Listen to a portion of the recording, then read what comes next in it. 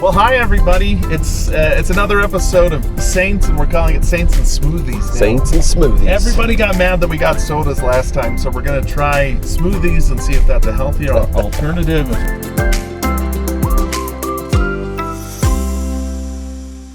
My regular co-host from Church History Matters, Scott Woodward. Say hi to the people, Scott. Hey everybody, what's up? I'm excited for a smoothie with you, Casey. We're doing something really fun. We're going to go to the Lindon Temple, which hasn't been dedicated when we're filming this, and we're going to meet with an expert. Scott, you want to tell him who it is? Johnathan Stapley. Johnathan Stapley. He's the best. In fact, yeah. Here he is. It's Johnathan Stapley. Johnathan You gonna get some Johnathan Stapley. smoothies? 100%. Dude, hop in shotgun, I'll hop in the back. Hi, Johnathan. Tell us about your new book, which kind of led us to ask for you to come with us today. Yeah, so I've got a book. It's called Holiness to the Lord, Latter-day Saint Temple Worship. So Johnathan, you are one of, I think, the best researchers on the history of the priesthood, and we've been working on a series about women in the priesthood, and there's some angst surrounding that in the church, and it seems like one of the issues that is painful for some people is that men hold the priesthood in the church today, but women don't, and that can kind of feel sexist. But in reading your material, you've talked about how the definition of priesthood has actually shifted quite significantly since Joseph Smith's day, and understanding that actually might be useful in our conversations about women in the priesthood. Do you want to talk about that?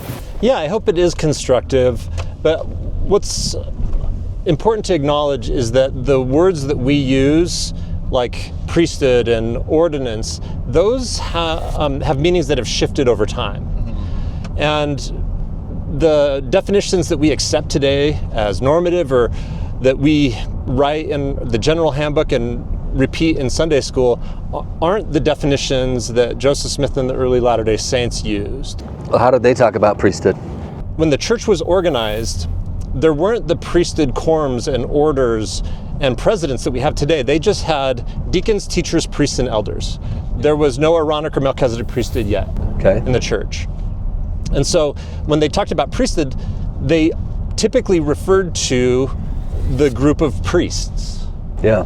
And later, Joseph Smith reveals a high priesthood, the Melchizedek priesthood, and the Aaronic priesthood, these ways of organizing priesthood officers into groups. And consequently, when they talked about priesthood, it was with that way of looking at things. Today we don't really talk about it like that. We talk about it more as like the power of God itself, right?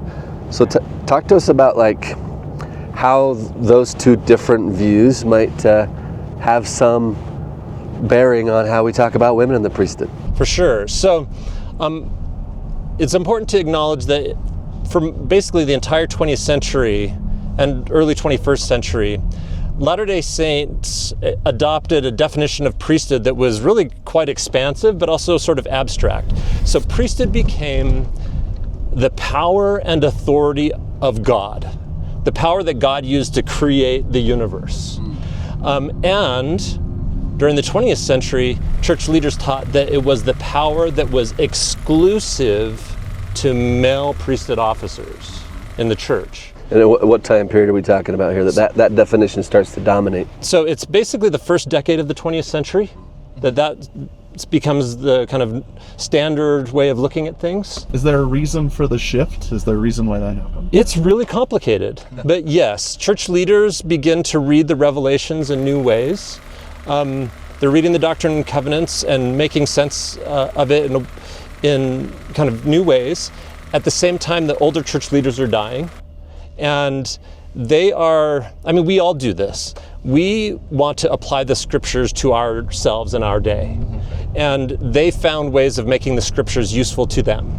It became normal for people to say things like, women don't have the priesthood, they don't have priesthood authority, and can't have priesthood power. And clearly, that's not how we talk about things today. Right. So in the last 20 years, church leaders recognized that that wasn't accurate.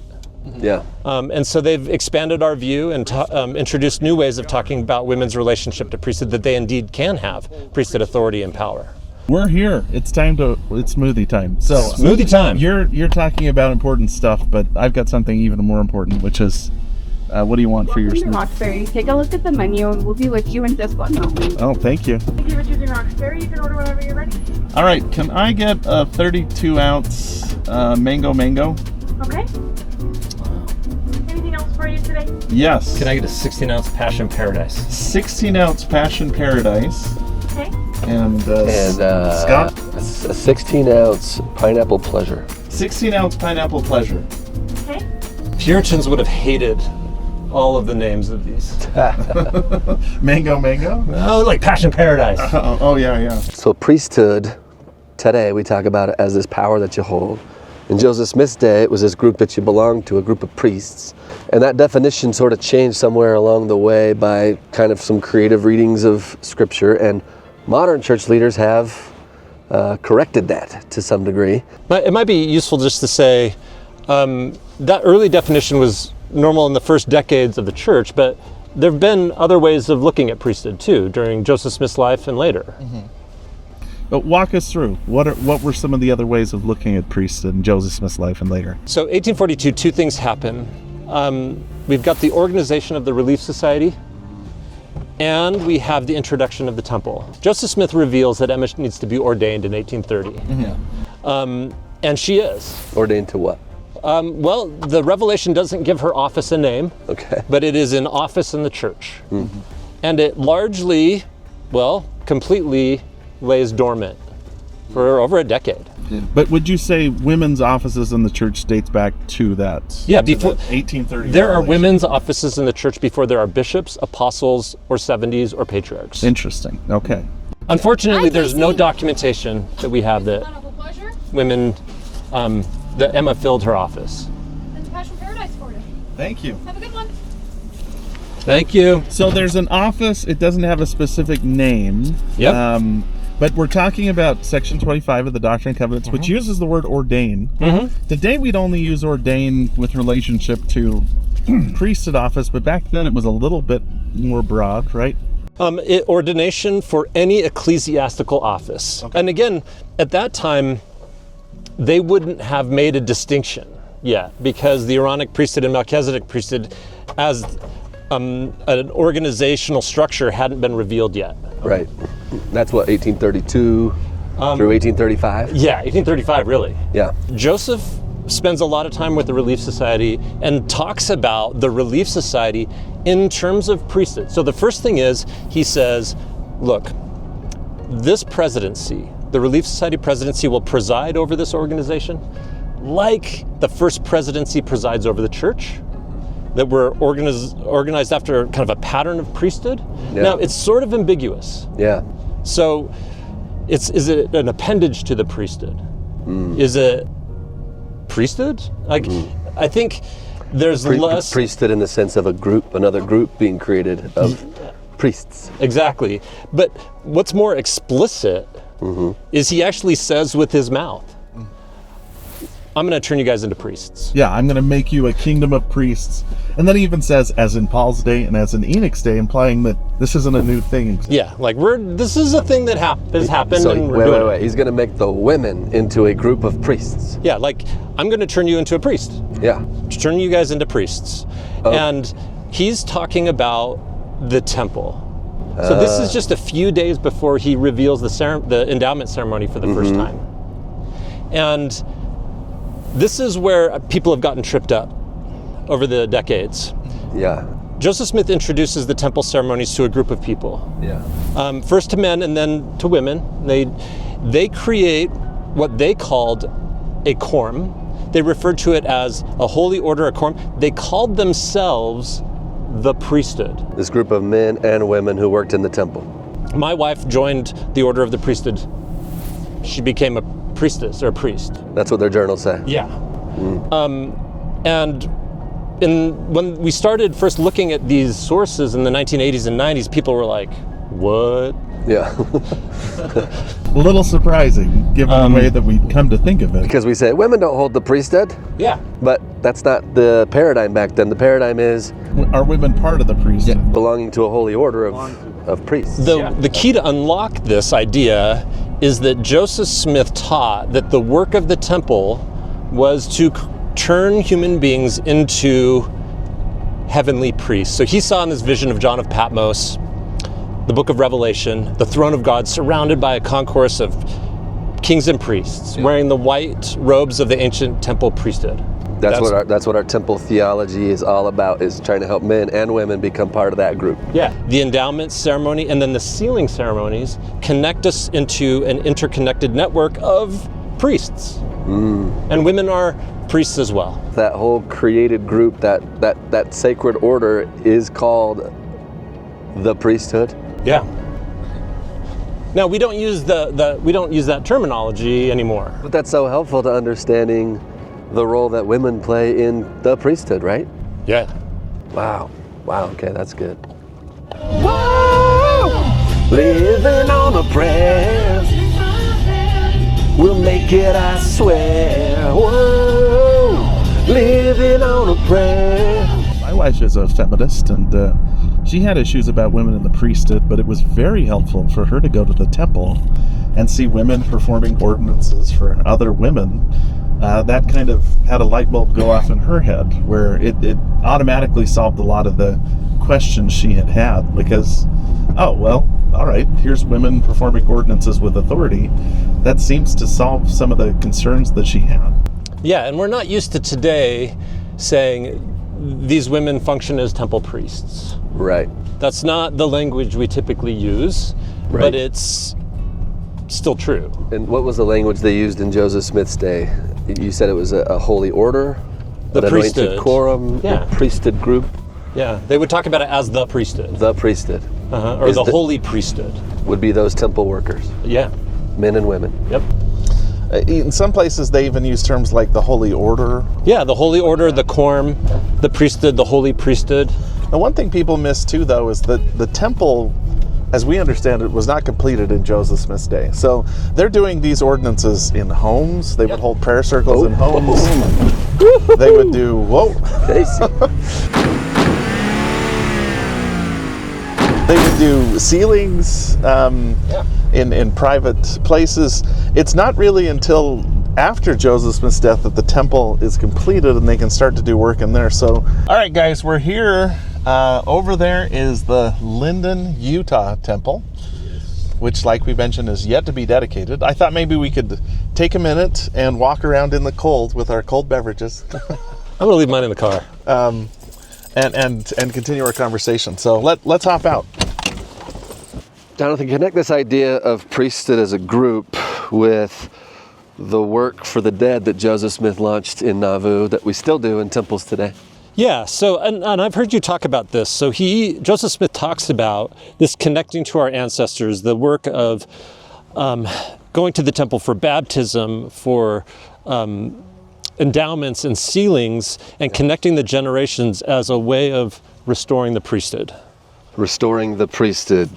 Priesthood. Okay, unpack the phrase, Right, so- restore the priesthood in this context. Right, so when you have this group of people that are connected to each other, and each one is a priest or priestess, that definitionally means it's the priesthood. But church leaders talk about this in really expansive and important ways. Brigham Young, so the saints have to leave Nauvoo.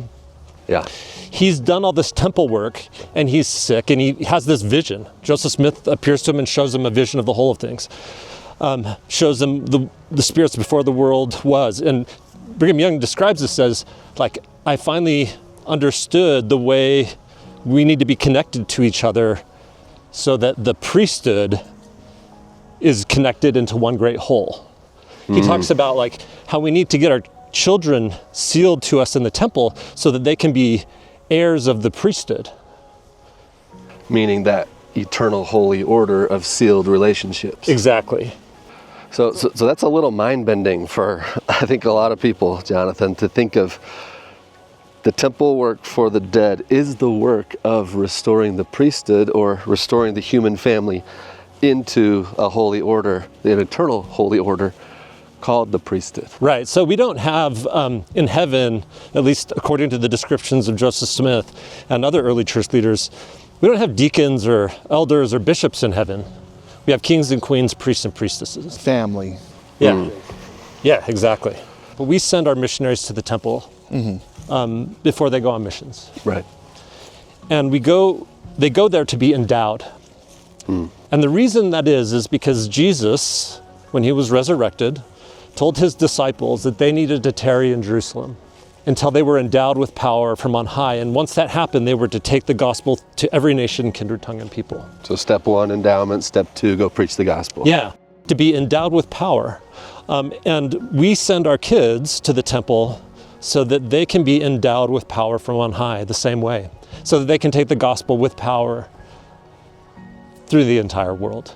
So for me, that's a really beautiful and helpful picture, especially in the conversation about women in the priesthood. But I don't know that we've fully solved this idea that sometimes we still talk about men holding the priesthood, but women not holding the priesthood. These two ideas kind of seem to be in tension a little bit in our culture. How would you recommend we kind of think about both of those together? Yeah, I don't think it is a solution to the problem. I think it does expand our vision. Yeah. And help us talk about priesthood in ways that aren't just reduced to simple binaries. And the more we do that, the better. Okay. I don't think this will necessarily solve everybody's concerns. No. And I think just like church leaders looked back over the discourse of the 20th century and said, hey, we didn't get that quite right, I think there's still a room in the future for church leaders to expand our vision and better integrate women into the ecclesiology of the church and the priesthood of the temple. I think thanks to amazing scholarship like has been done with Joseph Smith papers and you, I think that helps us take some steps in that direction. So thank you for your good work, Opens up Johnathan. some new avenues. Thanks. All right, let's head back.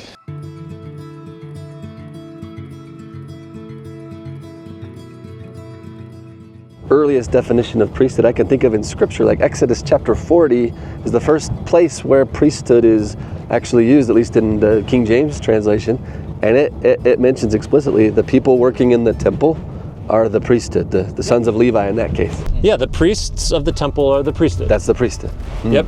And so just like there is a temple priesthood in ancient Israel, there's a temple priesthood in Nauvoo, and there's a temple priesthood in Lindon, or there will be. Right.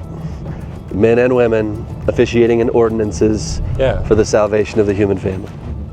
So there's an eternal, like, holy order we're trying to get everybody into. Is that what you're saying? Is this eternal group of kings and queens, priests and priestesses, is itself like kind of the eternal priesthood, and what we have temples for is to funnel men and women into that. Absolutely. Is that a fair understanding? So, that's inspiring, Johnathan. Rock and roll. Rock and roll. Sucking our smoothies, of course. All right, guys. Hey, thank you. Thank you. It's been a pleasure. Johnathan. Absolutely. That was awesome. Pleasure to be with you. Cheers. We'll see you soon. We'll do smoothies again next time, huh? Yeah. All right.